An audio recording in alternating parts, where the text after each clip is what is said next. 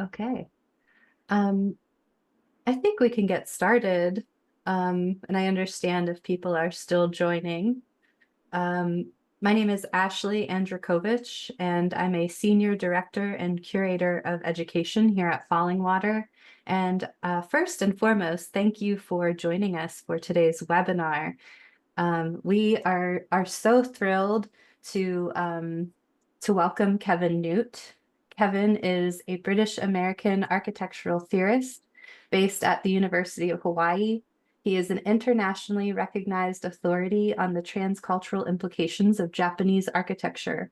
His first book, Lloyd Wright and Japan, won the International Architectural Monograph Award from the American Institute of Architects. Nute's research has also been featured in several internationally known news outlets, including The Washington Post, Smithsonian Magazine, and the PBS NewsHour. And additionally, I would like to add that Kevin is a 2025 Fallingwater Institute Scholar in Residence. And so he has been living and working on our site for, has it been a week yet, Kevin? About It a week? must be about 10 days, yes. Yeah, and that was part of Edgar Kaufman Jr.'s initial vision for Fallingwater as a museum, was that it would be open and available as an educational resource during architectural tours. And also, we have opportunities for artists and scholars or anyone who is seeking a deeper understanding of the connection between art and nature. And we are so thrilled that Kevin is here in residence at this moment. A few housekeeping items for this webinar. I will be monitoring the Q&A. So as we go along through the presentation, please enter your questions, and we will answer as many of them as we can after Kevin's presentation. So with that, I hand it over to you, Kevin.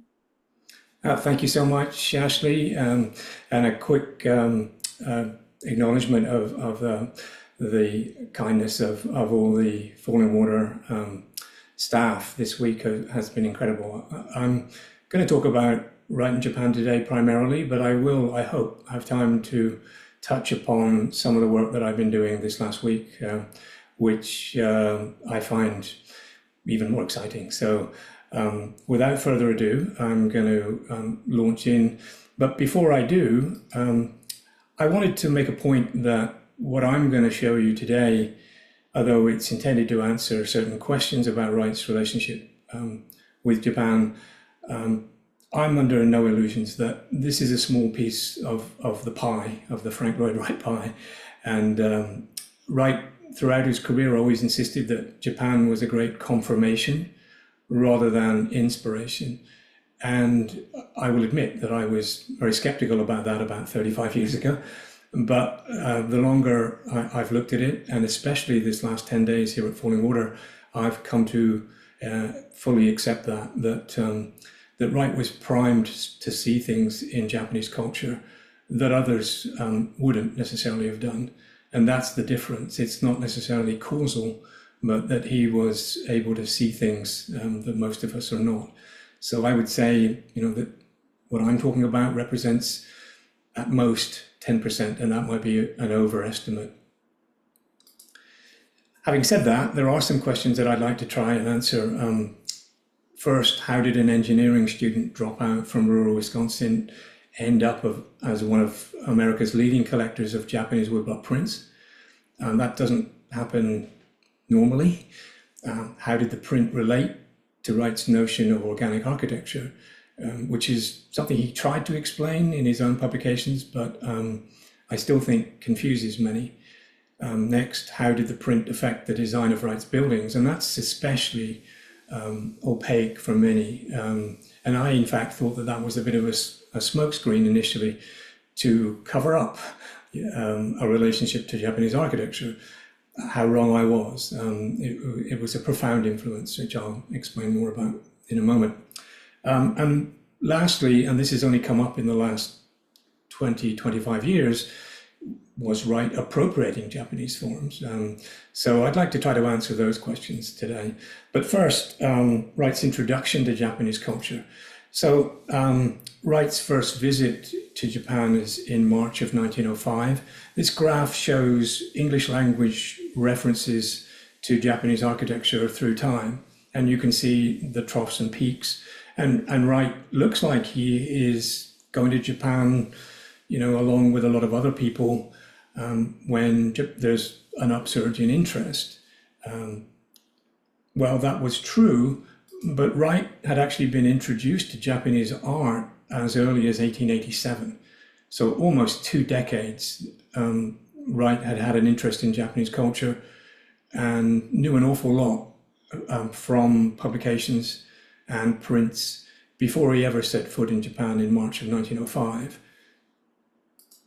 And this individual, Ernest Fenollosa, in my view, is the main fulcrum around which Wright's relationship with Japan revolves. Fenollosa was a philosophy graduate of Harvard, was interested in particularly German romantic or idealistic philosophy, Kant, Hegel, those sort of people. They were interested in the organic, and Fenollosa got offered a job to teach the future leaders of Japan at the University of Tokyo in the 1880s. And his teaching was primarily German philosophy, but his interest quickly turned to Japanese art. And he published, long before Wright, writings of connecting Japanese art to the organic. And I think that that is a critical connection, that Wright was able to see in Japanese art the principles of the organic. So how did that happen? How did this engineering student from Spring Green end up with such a connection? Well, it turns out to be the first person that he worked for in Chicago. Joseph Lyman Silsby was a shingle-style architect, very good, but nothing exceptional, that Wright met up in Wisconsin working on his uncle Jenkins' chapel. And when Wright decided to leave Wisconsin and go to Chicago, he worked for Joseph Silsby. Joseph Silsby, as I said, was very good, workmanlike architect, but not particularly influential. However, he was the first cousin of Ernest Fenollosa, the leading Western expert on Japanese art at that time. That undoubtedly would not have gone unknown to Frank Lloyd Wright. And I think that this is what created Wright's initial contact with a culture that was not particularly popular in the 1880s. Wright got his first passport to go to Japan in 1905. He never went to Europe for decades, until the first decade of the 20th century. And that's very unusual for an architect. So I won't go into it in detail, but Fenollosa had moved to Japan in the 1880s, and he became connected to a group of Orientalists who had published on and about Japanese art and architecture. And really this group was very small in those days, in the 1880s and 1890s. And if you knew one, and if you knew the work of one, you really knew the work of all of them. It was Edward Morse on the left who actually got Fenollosa his job at the University of Tokyo. Okukuro Kakuzo, famously the author of the Book of Tea that Wright quoted many times about Lao Tzu. But Okukuro was Fenollosa's student and ended up as Fenollosa's teacher when it came to Japanese art. And then Arthur Dow, somewhat later, joined Ernest Fenollosa at the Boston Museum of Art in the Japanese art department, and later published a very influential textbook on Japanese art composition that was using primarily Japanese examples. So this small circle had a profound effect, I think, on Wright's interpretations of Japanese art and architecture. So here are 3 of the 4. Bigelow on the right was a independently wealthy scholar and collector of Buddhist art. But here they are in the 1880s, somewhere in Tokyo. Morse on the left, Fenollosa second from the right. So here are their publications, their primary publications. Japanese Homes and Their Surroundings by Edward Morse, still in print to this day, 140 years or something after its first publication. Still, in my opinion, one of the best books on Japanese domestic architecture. That was published in 1886, so Wright would have certainly known about it, and I think devoured it long before he ever went to Japan. Okakura, less known than the Book of Tea, is the fact that Okakura actually wrote the catalogue for the famous Hoden, the Japanese pavilion that stood in Jackson Park in South Chicago for almost half a century, and which Wright no doubt dissected up close. Ernest Fenollosa, as I mentioned, used Japanese art as an exemplar of organic art, and I'll go into that in a bit more detail. And then Arthur Dow takes that idea of synthetic art, as Fenollosa and Dow called it, and publishes it as the basis of an art course, a textbook, in 1899. So what did Fenollosa make of Japanese art as organic? Well, I'm going to switch a little bit here, but it is a related interpretation. In the 1970s, Roland Barthes, the French semiologist, looked at language, but looked at Japanese signs in particular, and wrote this famous book, Empire of Signs. And he decided or interpreted much of Japanese culture as signs without apparent significance, empty signs that were pure form, that the content didn't matter, that the content, whether you understood the content or not. But this was an important part of Japanese culture. Signs, signifiers, forms, without necessarily something that is being signified. Fenollosa, 80 years earlier, that was precisely his interpretation of the forms of Japanese art as organic wholes. In other words, an organic whole could be appreciated aesthetically without any knowledge of its actual purpose or meaning. And that, I think, becomes critical to Wright's attitude, his I-minded attitude to Japan, as he called it, that forms could be pure form and they may or may not have a purpose or a meaning. And that you can see throughout Wright's interpretation of the Japanese print, published in 1912, almost verbatim, quoting Fenollosa and particularly Hegel on the organic form and beauty. So the balance of individual expression and interdependence of parts in the organic whole might be seen as something like this, and the overlap is a spatial representation of interdependence. So there's this balance of individual parts are expressed individually to the maximum degree, but they're never completely detached from the whole. They are interdependent visually. Now, in a real organic whole, an organism, of course, they're interdependent functionally. That, our bodies can't function without our hands and our ears and our eyes. These have specialized functions and they're expressed individually, formally, but they all are interdependent with each other. They can't exist on their own. So many of you would be familiar with Wright's plans and decorative forms, and I think you can see how they express through overlap in many cases, this interdependence, expression of individual parts, but always this overlap or interlock expressing interdependence. Wright even talked about one of his favorite print artists, Hokusai, showing how organic living forms could be composed of inorganic geometric forms, which was confusing to many. To this day, my students will often think, well, organic means something like an amoeba. For Wright and for Fenollosa, it was really nothing to do with particular geometry, but the relationship of the parts, this overlap or interdependence of parts.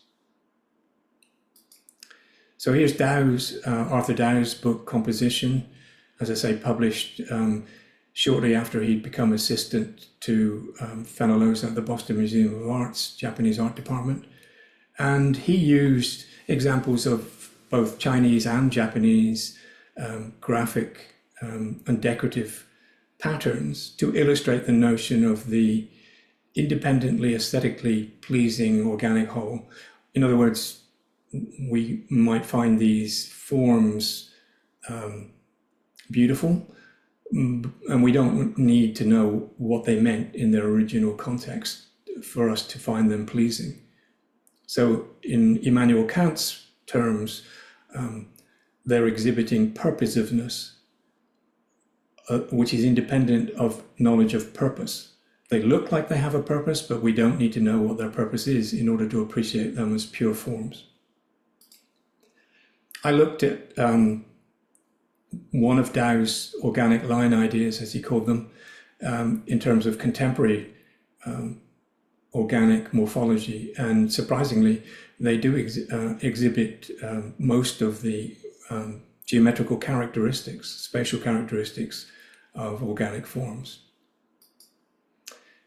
Back to Wright's work then, the decorative forms he uses on the textile blockhouses in Los Angeles, I think may well have been influenced by Dow's line ideas, and it's possible that that Wright might have even been combining them to create these forms. So when people say, well, what do they mean? Are they Mayan? Or they don't mean anything. They're pure form. They're organic wholes, and they have a purposiveness and a visual purposiveness. They look designed, but we don't need to know what their purpose or meaning is, and they probably didn't have any.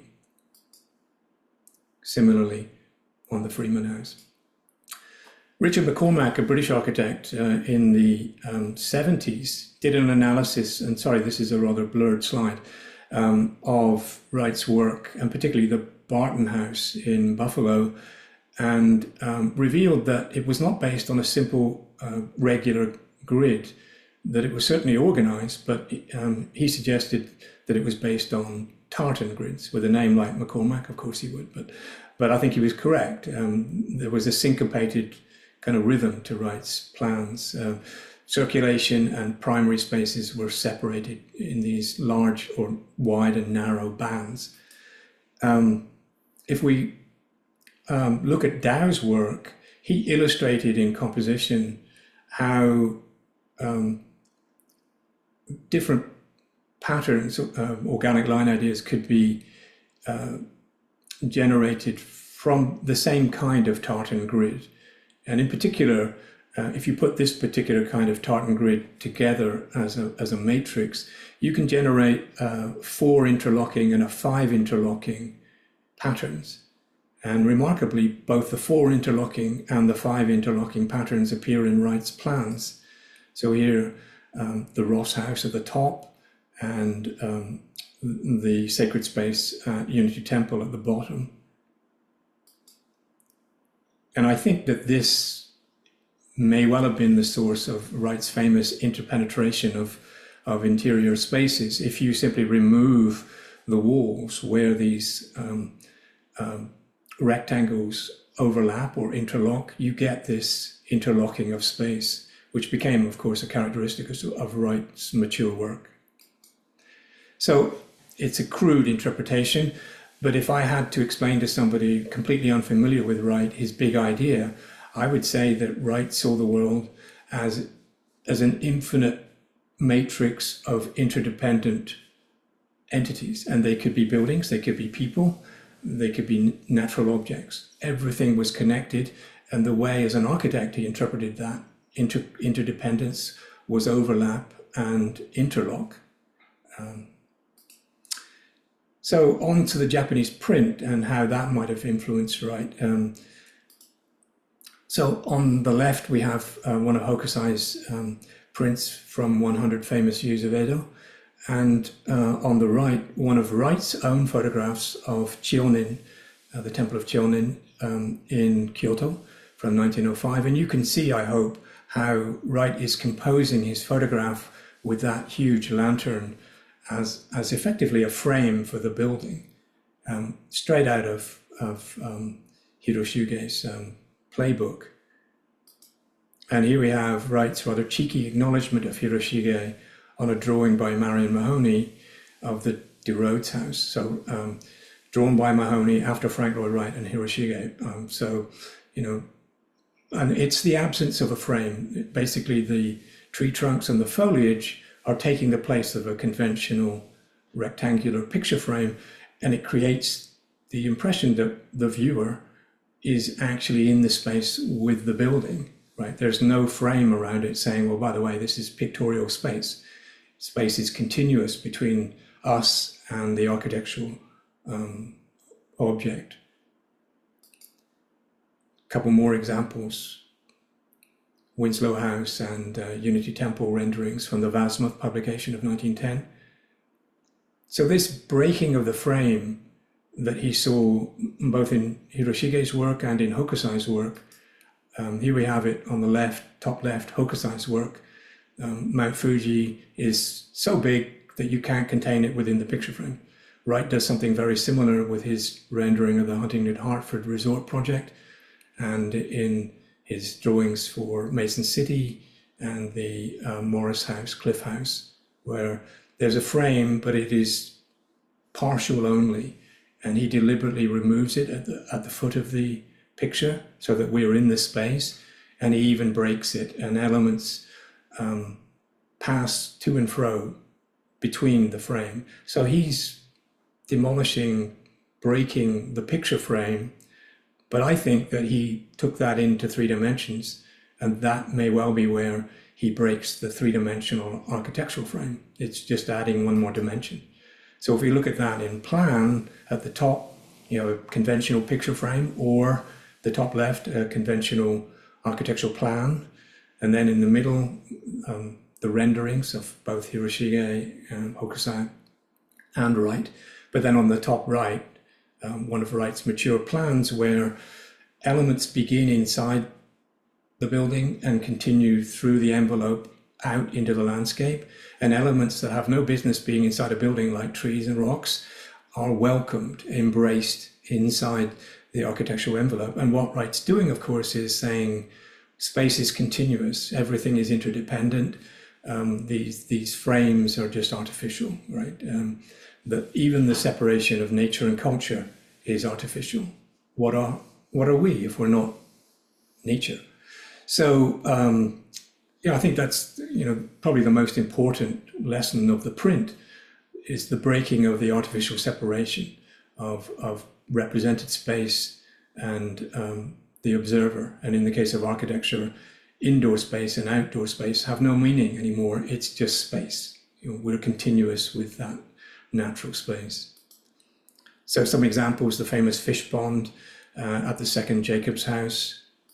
Here at Fallingwater, everywhere I look, I see this deliberate breaking of the frame, creating the sense that space is continuous, that architecture and nature are one. There's no separation.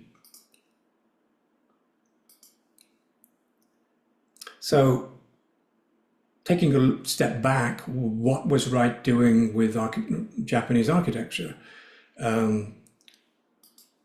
So before I jump into that, I looked at the meaning of the term abstract. It has a couple of meanings. And as a verb, of course, is to isolate the essence of something. But as a noun, it means not identified with a specific place or culture. So keep those two meanings in mind, because I think Wright's interpretations of Japanese buildings in particular touch on both, right? The essence, but also to remove something from its cultural context and to make it, it's sort of independent, abstract, right? Not identified with a specific culture. So back to South Chicago, Jackson Park in 1893, here's Okakura's catalog that Wright would have devoured and almost certainly owned. And as I mentioned, the building was not removed, as most of the buildings were, after a few months, but actually remained on its site for almost half a century, until 1945, I believe.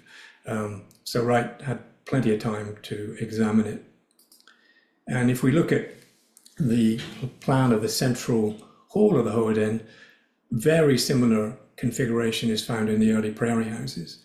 And I'm going to anticipate something that's going to come up later, but take a look at the alcove known as the Tokonoma alcove in the top of the plan on the left.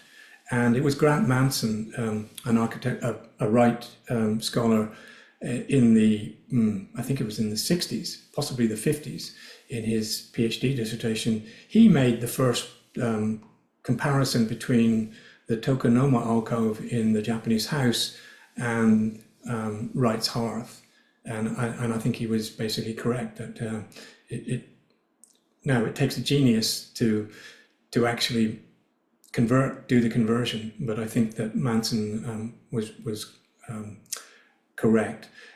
But beyond that, I think the arrangement of the early prairie house in this Greek cross, this cruciform arrangement, might well have been inspired from that.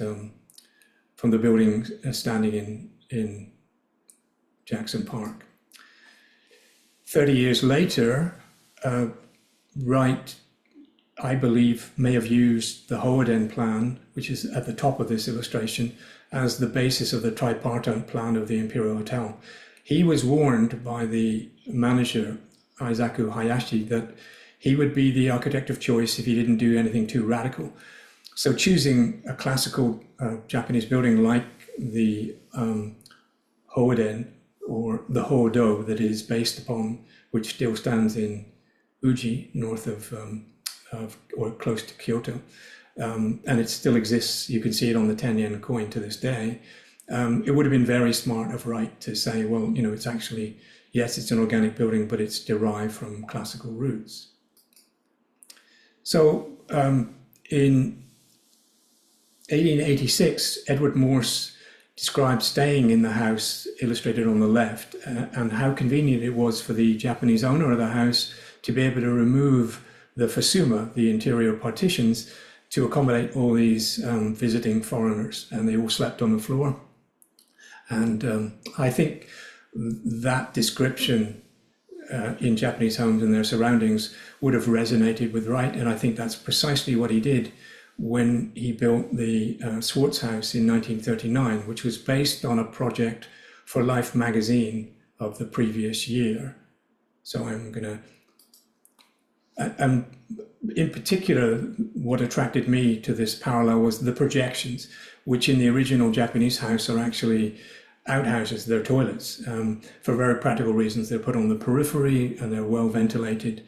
And Wright doesn't use them in their current form. He converts them to a staircase and a pergola and an interior room. But I think it's remarkable that these projections occur at the same places. But it's mainly the spatial configuration of the space and the removal of those partitions. I mentioned that plan, the Swartz plan, was originally published in Life magazine as a dream house, with several other modern architects, right, were commissioned to do dream houses. And in this case, notice the hatched area in Wright's plan on the right, which is labeled with a P. And believe it or not, that was supposed to be a swimming pool. Well, I don't know who would render a swimming pool with a reversed hatching like that, which looks remarkably like a timber deck. Well, that's of course exactly what was on the original plan, the Engawa of Morse's Japanese house. It's almost like Wright was leaving breadcrumbs for us to kind of follow, or he just didn't cover his tracks or didn't care. But this is one of those cases where I kind of go, yep, that's how architects operate. In the 70s or 80s, I think, the Japanese Wright scholar Tanigawa Masami discovered that Wright's signature in the Kanaya Hotel guest book in Nikko, Japan. Nikko is about 100 miles, 2 hours north of Tokyo by train. And this was from the very end of Wright's first visit in late April of 1905. And when I gave this talk last, it was exactly 120 years ago to the day. That was a month ago, so it isn't. I forgot to take that out, but I thought that was an amazing coincidence. So the buildings at Nikko, it's most famous for the Tokugawa mausolea, particularly the Toshogu. This is the Taiyu Inn, which is the resting place of the third Tokugawa shogun, Iemitsu, right? The Nikko Taiyuin. And you can see at the bottom is Wright's Unity Temple, and you might well say, well, you know, they're pretty different, right? But when you look at the plans, I think it's fairly clear that Wright was definitely influenced by that tripartite so-called Gongen plan. So the Japanese plan consists on the left of a sacred space where only the deity is. The space on the right was an oratory where members of the public, commoners, could come and worship this deity, the Gongen. And then in between was a space for priests who could go between the two. And notice that they have side entrances. They don't come in the end like commoners. They can come in the side. And of course, that's exactly how the entrance was dealt with at Unity Temple. So some other examples, both of these come from Clay Lancaster, who wrote the wonderful book, Japanese Influence in America in the 1960s, and I recommend that to anybody. But here we're looking at the Gasho farmhouses from Gifu. Gasho meaning praying in, or pray in Japanese, and Wright's Unitarian meeting house in Madison. And I think it's interesting that the angle at which we put our hands together varies, and in Japan, of course, it's much more vertical. And at the bottom is Wright illustrating the metaphor he used for the meeting house. So to sum up then, Wright appears to have been isolating the formal essence of these buildings in a way that removed their direct association with Japan. In other words, most Japanese would not immediately say that came from Japan. And even when it's pointed out that it may have, they very often say, well, that's great, you know, we're flattered. Which brings me on to the notion of appropriation. But just to finish up this point, to express the essence of something in a different language is translation. So I would describe the way that Wright was using these small group of Japanese buildings, and it is a small group for someone who designed more than 500 buildings, to be able to say, well, maybe five of them came or inspired by Japanese buildings is hardly earth-shattering. You know, it's hardly a significant part of his oeuvre. But if he was using Japanese buildings, then he was translating them into his own language to the point where most Japanese wouldn't even recognize them. So to finish up then, myth making, and I'm using the word myth not in a pejorative sense. We're all subject to myths. We have our own myths about our own lives, basically the stories we tell ourselves to explain how we came to be where we are, right? And they're not necessarily based on fact or the objective facts, but nonetheless, they're enormously important. We have national myths, right? The American dream, etc., which has played an enormously important role in this culture. So back to Roland Barthes, he suggested in the book Mythologies that when you change the meaning of a form that was a sign and give it a new meaning, that is for him the essence of a myth. You take a form, you give it a different meaning, and that's how myths are born. And so you empty out a form first of it, you devoid it of its meaning, and then you add a different meaning, almost like a cuckoo kicks out the existing eggs and deposits its own. Well, this is what happens in myth making, according to Roland Barthes. So I'm going to let you read this. This is Wright's description via the pastor at Unity Church of the rational explanation for the design of Unity Temple. So it's all very practical, very rational. He explains that there's a religious space and a secular space, a more or less secular space, the Sunday school, and he wanted an entrance that could serve both, and it all makes perfect sense, right? It's to my mind, this is exactly what designers do. They come to certain conclusions, and then they feel obliged to explain it rationally, if not to themselves, then to other people. And I think that's exactly what happened here, that it does make sense. It makes enormous sense. But I don't think that this was necessarily the prime cause of the plan of Unity Temple, which, as I've explained, may well have come from the Nikko Taiyuin.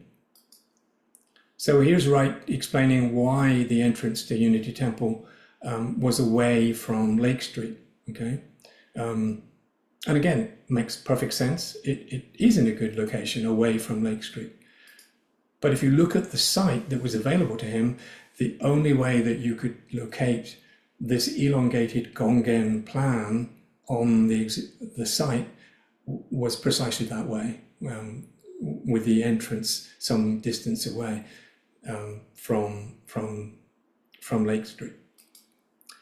So to sum up the things that I would like to have conveyed in this talk, then the first one is this notion of the aesthetic purposiveness of the organic whole, which could be appreciated regardless of its actual purpose. And I think one of the reasons that Wright's work is so robust and has outlasted many of his contemporaries, other modernists, then especially with the general public, is that it has this purely formal quality, that you don't need to be an architect.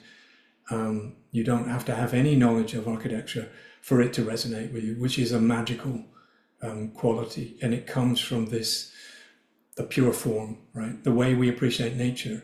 When we look at a flower, Fenollosa said, we're not analyzing whether it's good for, depositing pollen on the back of a bee.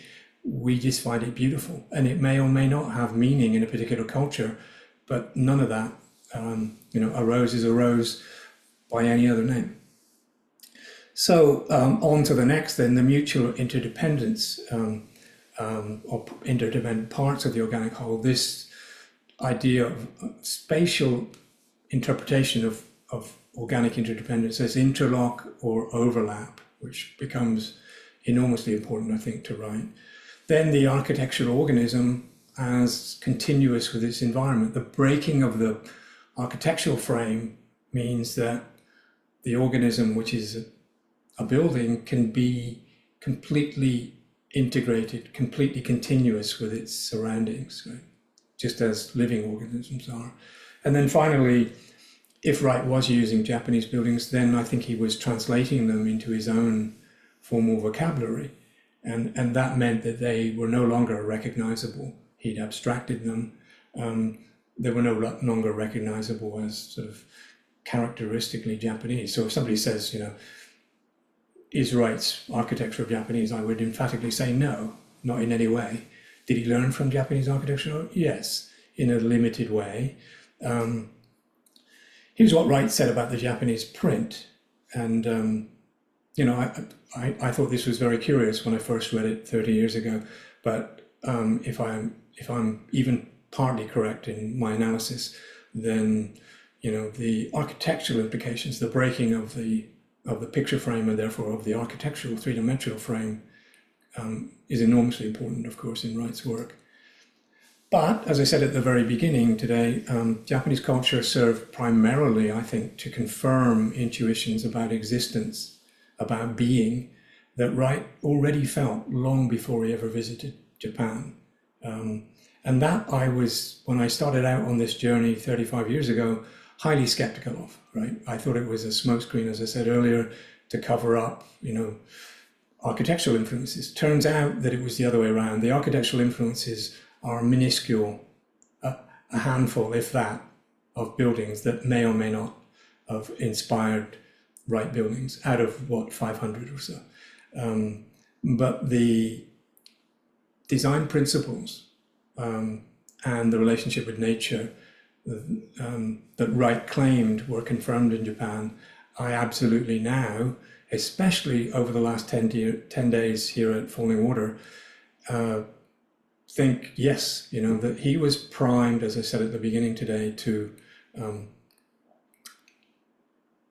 notice things that others would not have necessarily seen until after the event.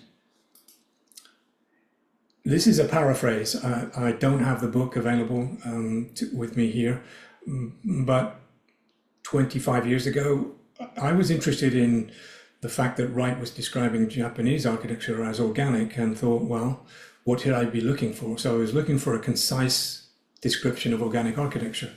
And I found one along this lines. This is not verbatim, but basically place, time, and life. I took the word life and interpreted it a bit more widely as being, right?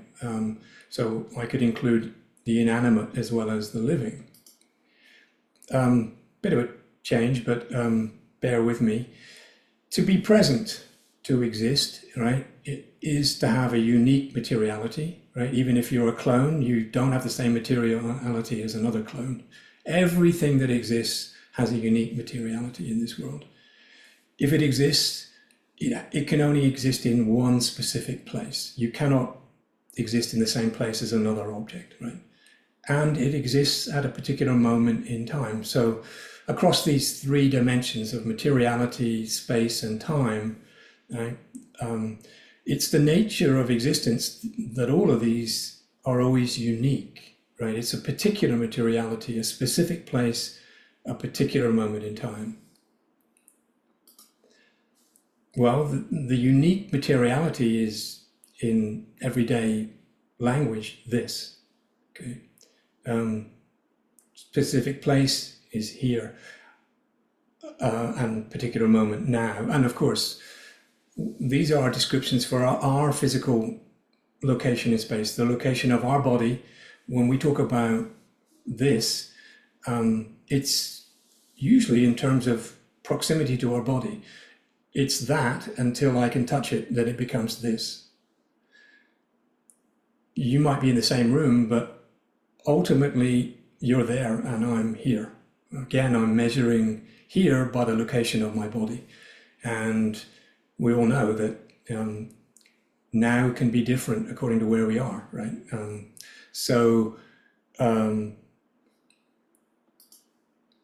Falling Water, I found in the last week, and this was not my agenda at all, is a perfect example of the peculiarity, and I mean that in the sense of uniqueness, specificity of existence. And so let's look at that quickly.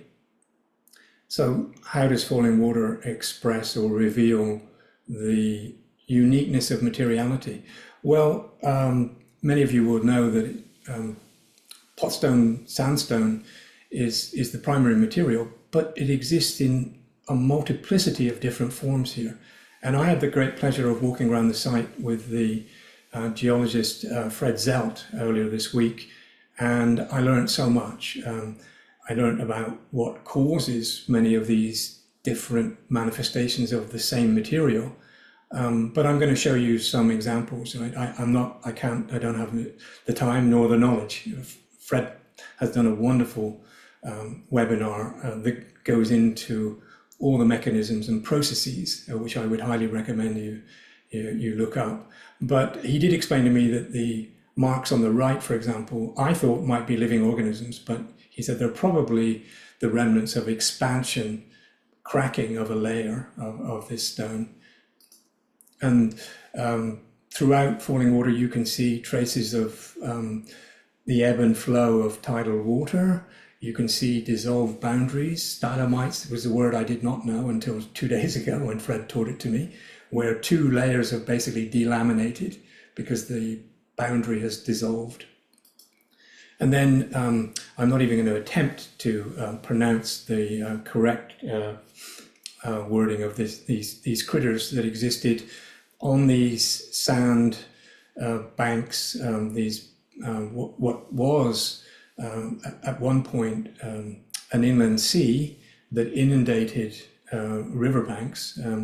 So you have these worms, these worm-like creatures, and Fred was able to point out, we went around and we could see them in plan, and we could see their entrance and exit holes.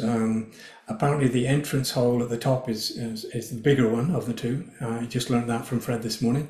And you can see the U shape on the slide on the right.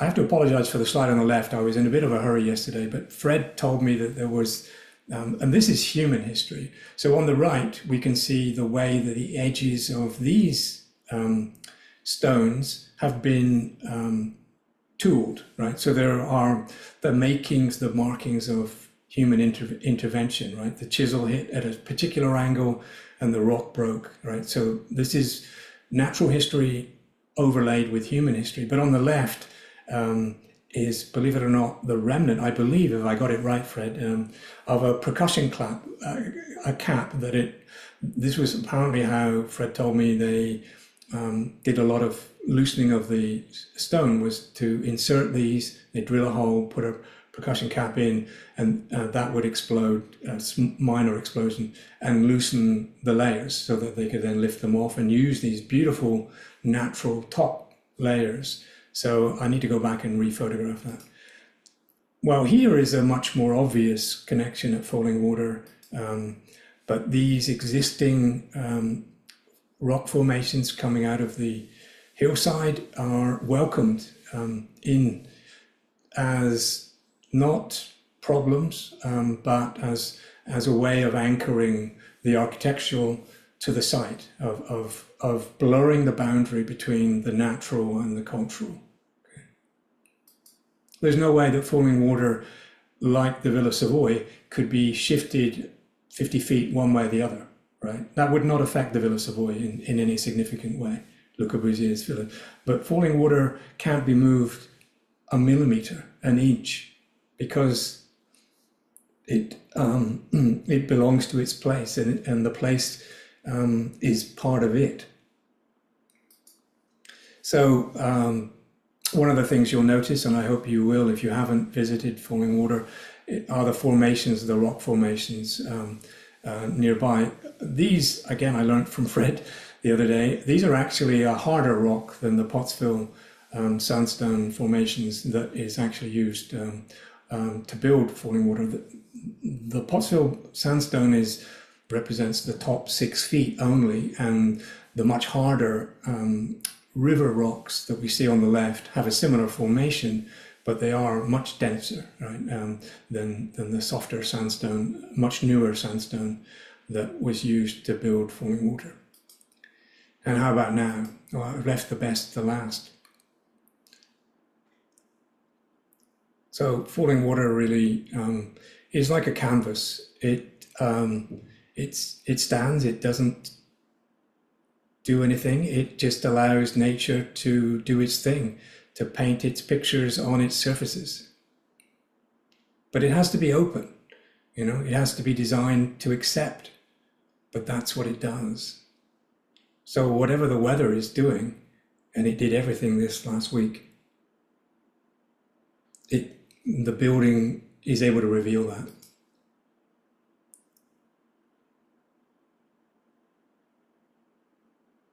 So it's like a canvas.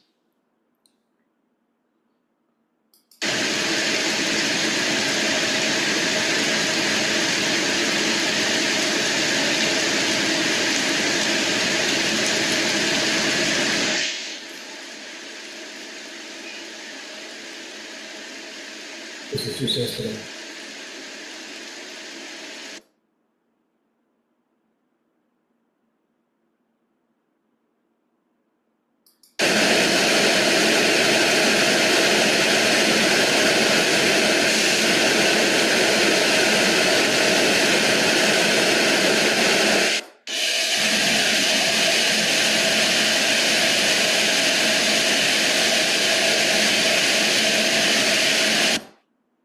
So if you are curious about presence in Japanese architecture, then please look up these books. But I want to emphasize that I wrote these books before I'd ever visited Fallingwater. This week was the first time, and I don't know why I left it so long, that I'd been here. But to find the same phenomena here was a revelation.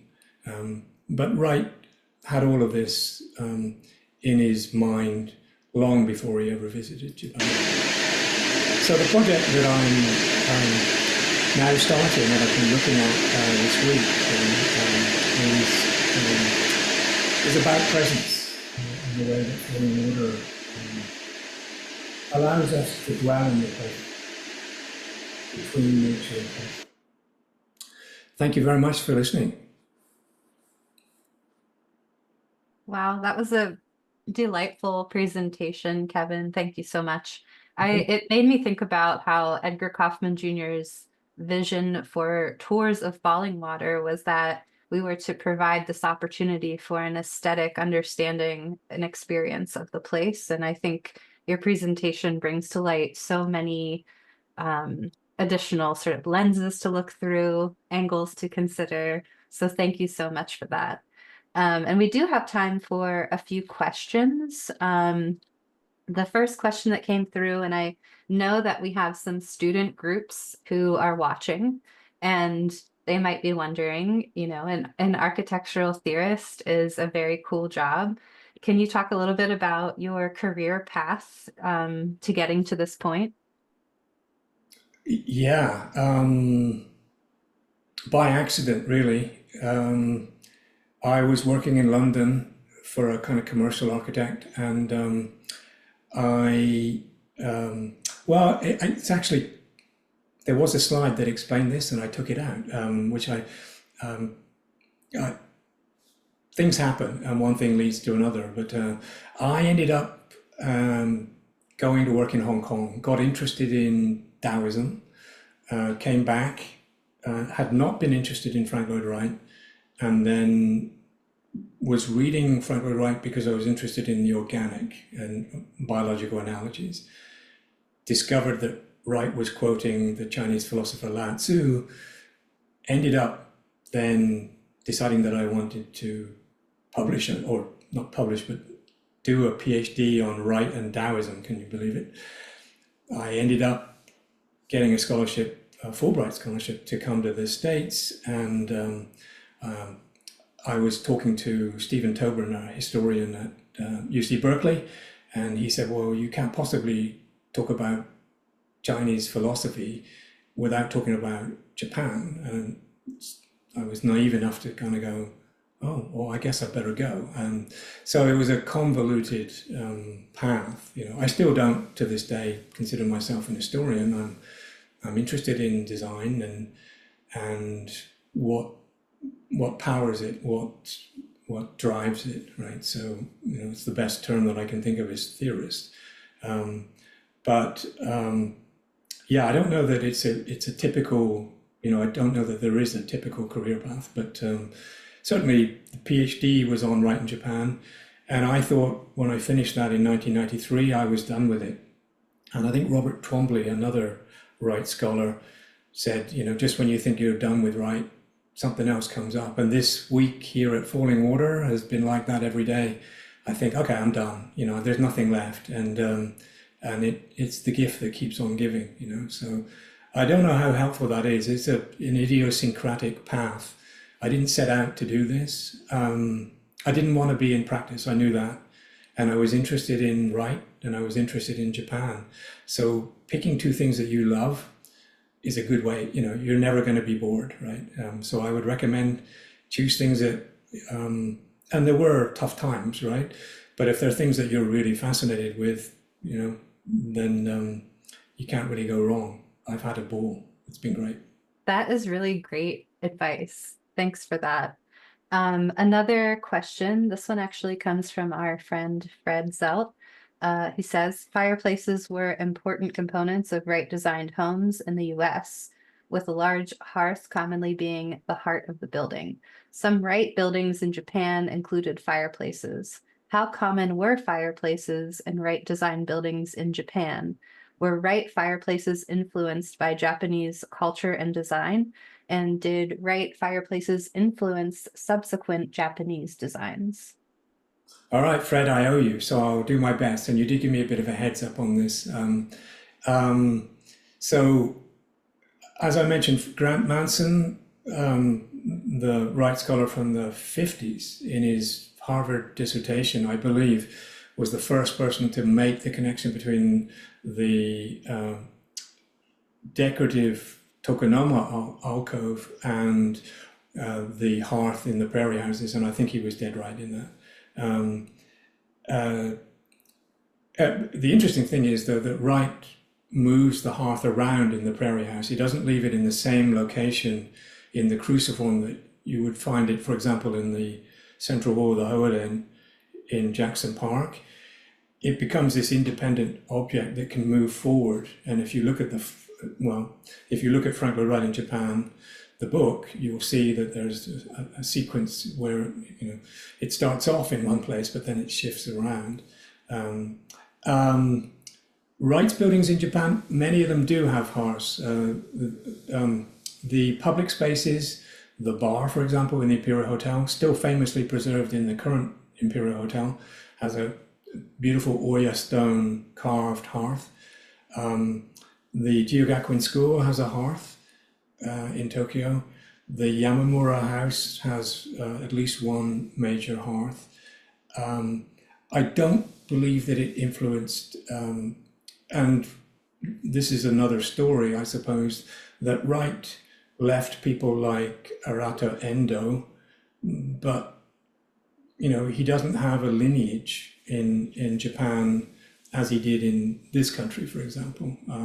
So there isn't a lasting impact. It's rather puzzling that Le Corbusier and the Béton Brut style ended up having a much bigger influence on post World War II Japanese modern architecture than Wright, which is curious. It's a different story. There is another book called The Constructed Other that goes into that, and but I can't explain to you why that was. So Fred, I hope I've done justice, and forgive all my mistakes in describing the geology of this area. But to be fair, nobody can describe the geology of this area quite like Fred. No, exactly. We have time for one more question. I'm actually going to pair together two questions that look like they're both from people who are practicing architecture and design currently. So you've studied the role of movement and sensory experience in architecture. How can these ideas be practically applied in everyday design? And then the second question that sort of goes along with this is if you have any suggested readings or books on this topic, bringing these ideas into the present. Well, it's going to sound like I'm trying to sell books, and I'm not. But I included them because of this peculiar kind of closing of a circle that's happened here, that I went off and looked at this here now in Japanese architecture because I wasn't able to find sufficiently robust examples in Wright's work. And I thought, well, okay, this is another way I can examine something that I'm interested in. And I was blissfully unaware that it was all here at Fallingwater anyway. So, but the Natural Animation book is not entirely about Japanese architecture, and that looks at the weather, which is pretty well universal, but it looks at it in terms of its overlap with sustainability, because the sun, the wind, and the rain are, well, they're the materials that we have to. You may have noticed that I'm very fond, as a Japanese scholar, Suzuki Hiroyuki pointed out, he says, "You really like threes, don't you?" And I'm like, "I guess I do, yes, But that, I don't know of others, not that deal with that particular. I've not dealt with human movement, right? I mean, I talk about it in lectures and things, but I'm talking about elements that animate architecture when we stay still, which, and I talked about this week, possibly with Ashley, but with others. Most of the time when we're inside a house, we're not walking around. we move from static station to static station. We're sat at our desk, sat at the sofa, sat at the dining table, standing at the kitchen sink, sitting on the toilet, taking a shower, laying down in bed. You know, we're not walking around, right? So the way we experience it really. So I've taken, you know, the tack of, well, if we're static, how do we experience the constant change that we would experience out in nature? How could you bring that into buildings? And for me, that was via the weather, which is, last time I checked, free and available pretty well everywhere. So you could check out that book. But look, I said in the latest edition of Wright and Japan, which is probably the last, as far as, at least for me, this is not the last word on Wright's relationship with Japan, and nor is Naturally Animated on, you know, the use of the weather. I'm privileged enough to be able to kind of indulge in things that interest me, but I'm hoping that other people will pick those things up. So it should be considered a point of departure, a starting point, not the final word. I hope that helps to answer that. Yeah, that's great. Well, we have run out of time, and I hope that everyone will continue to communicate with us. You can submit more questions to us on social media. A recording of this presentation will be added to Fallingwater's YouTube channel, so you can watch it again later. Thank you so much for joining us today. And I think that's it. Thanks, Ashley. Thank you, Kevin.